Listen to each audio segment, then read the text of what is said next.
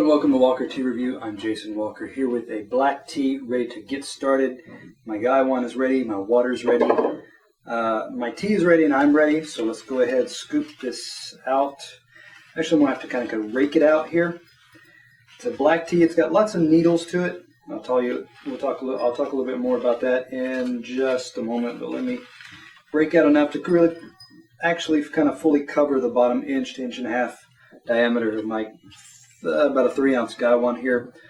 Water has been brought to an early boil, so it started to rumble, but wasn't a full, heavy, complete boil. It's been cooling for about a minute, but still plenty of heat there. So I'm adding, there should be just enough water to sit above, yes, the rim of the lid, just like that. Let me get this kettle out of the way and talk about this tea and introduce it. This is, as I said, a black tea. This is YunnanPureGold black tea from GrandTea is the company, GrandTea.com.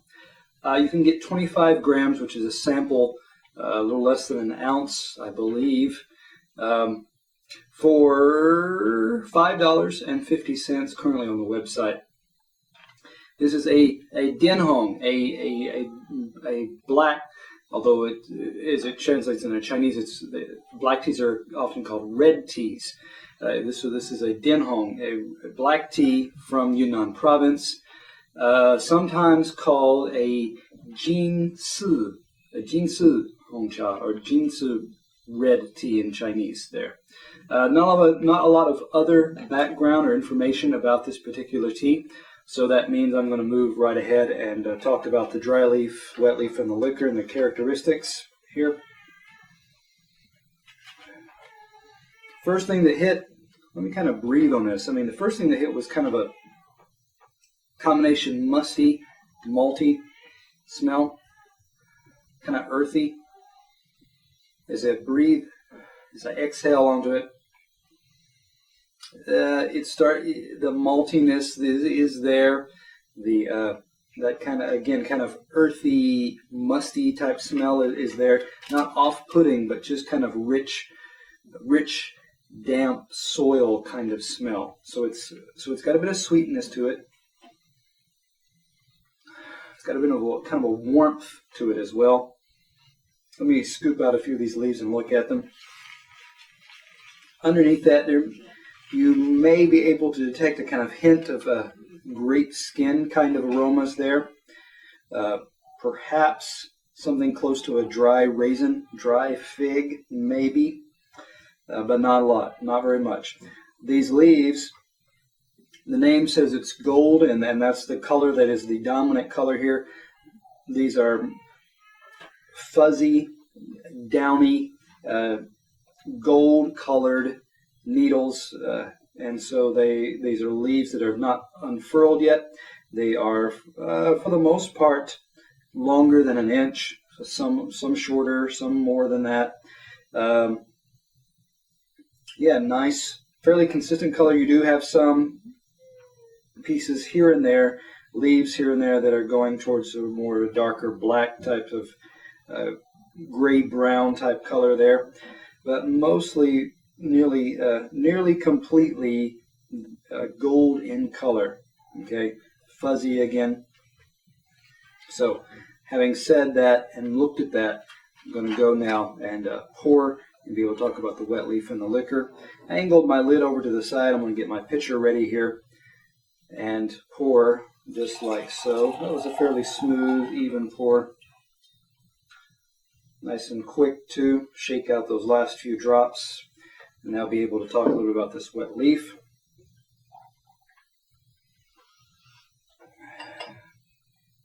Now more of a raisiny sweetness is coming out. Still a malty type of smell that often comes with Chinese blacks, in particular. A lot of your Yunnan black teas, some of your Fujian black teas as well. Less so from your Keeman. So there is a raisiny sweetness there. Over towards that kind of raisin bran, that toasted toasted flake, say cereal flake, wheat flake type. There's a bit of that smell in there as well, in the component there. That's a little leaf. I'll go ahead and leave that one that's stuck there to the lid. So there's a leaf. The needles here have can become a consistent kind of a olive drab, reddish brown, a more chocolatey type color with a bit of that kind of green brown color. Maybe tinges or an element of red in there as well. Not a lot. I mean, these have loosened up some. You could probably, you can kind of unfurl these with your fingers and flatten these leaves out to a certain extent. So I'll just kind of press that one to show that they do flatten out, they do loosen up a little bit. So not a lot more to see here. So just going to leave that as it is and move on now and talk about this liquor. Let me give that a swirl. You do have a nice raisiny brown, if I could say that. It's if you were to squeeze raisins or hold raisins up to the light and they have a reddish brown type of color, that's similar to what you've got going on here. It's deeper brown than, say, a copper, for example. So let me give that a pour. Give it a smell here.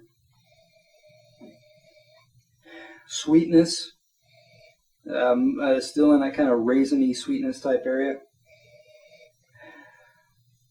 A bit of the wheat flake, the raisin bran, so a combination of the raisins plus the bran flake there going on. So it does have a little bit of that kind of toasted grain type element there. Looking down in the cup, nice and dark, rich there. Let me give it a taste here.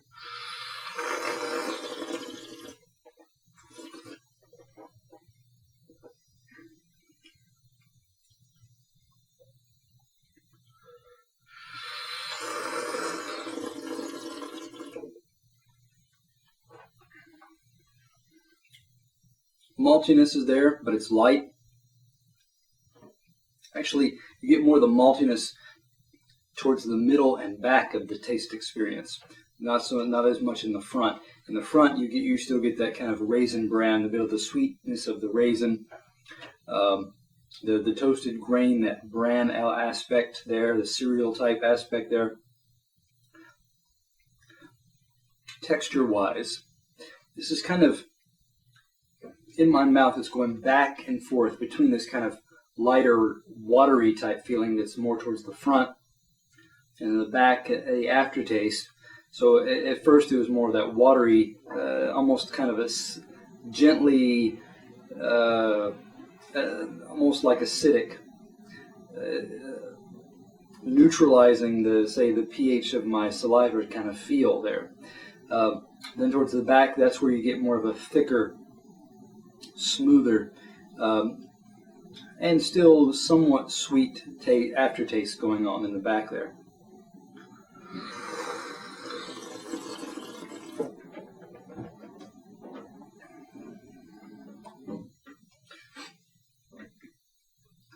As it cools now, different things are coming out. I'm getting a little bit more of kind of an allspice type sweetness there.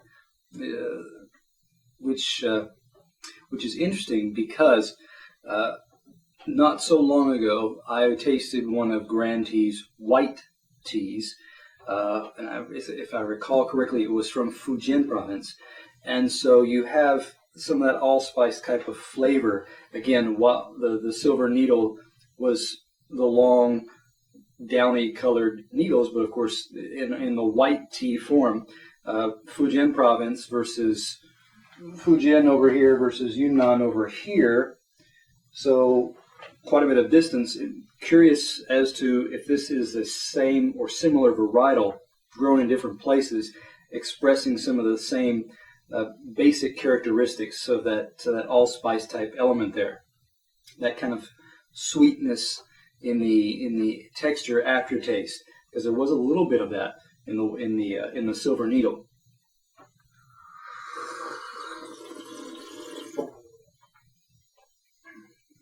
It could be the Daya varietal or something like that, grown in both places.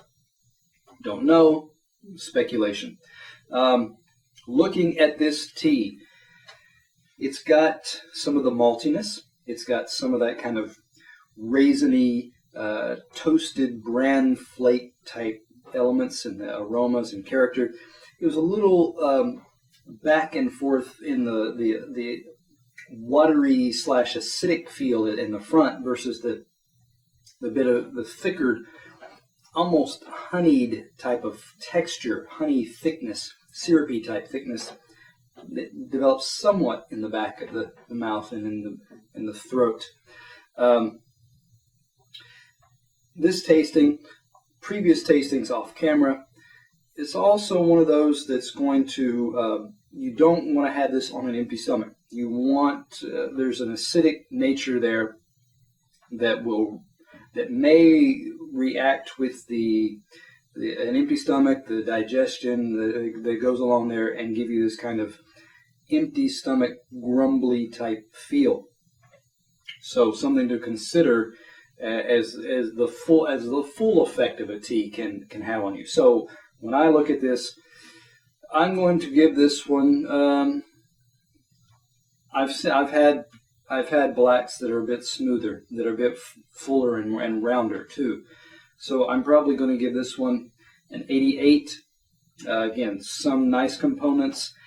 Temperature you want to experiment with to see where you can fit in some components that stand out in the warm versus as it drops off and cools a little bit and you taste it then too. So come back to Walker Tea Review to see how a tea gives you a full experience and what those experiences can be.